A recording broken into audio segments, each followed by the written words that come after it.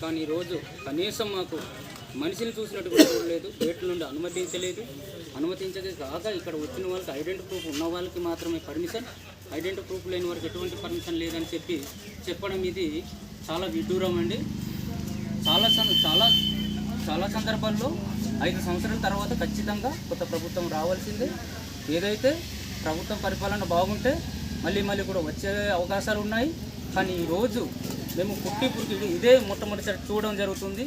ఇప్పుడు వాలంటీర్స్కి ఇచ్చిన హామీని నెరవేర్చకుండా అనేక బూటకపు మాటలు చెప్తూ, అనేక తప్పుడు ప్రచారాలు చేస్తూ, మభ్యపెడుతూ, మోసం చేస్తూ ఈ రోజు దాకా కనీసం ఎటువంటి సమావేశాలు కూడా వాలంటీర్ కోసం ప్రస్తావన చేయకపోయింది కాక ఎస్పీ నుండి కలెక్టర్ దగ్గర వెళ్ళిన గతం వాయిదా పడిన 2 సార్లు కూడా పర్మిషన్ ఇచ్చి ఈరోజు ఏదైతే ముఖ్యమంత్రి వారిలో పర్యటన వస్తున్నారని చెప్పి ఈరోజు క్యాన్సిల్ చేశారు.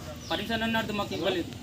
అలాంటి సామాన్య ప్రజలు చాలామంది చింతపల్లి, గూడెం, జీకే వీధి, ముంచంకొట్టు, అరకు, పెదబయలు చాలా దూర ప్రాంతాల నుండి వచ్చిన వాళ్ళని కూడా అడ్డుకొని ఎక్కడ పడితే అక్కడ మరి పోలీసు బలగాలతో చుట్టూ గేట్లంతా క్లోజ్ చేసి, రోడ్డు మొత్తం క్లోజ్ చేసి కేవలం ఐడెంటిటీ ప్రూఫ్ ఉన్న వాళ్ళకి మాత్రమే పంపిస్తున్నారు. రాబోయే 5 సంవత్సరాల తర్వాత ఖచ్చితంగా ఈ ఐడెంటిటీ ప్రూఫ్ ఉన్న వాళ్ళు మాత్రమే ఓట్లు వేస్తారు.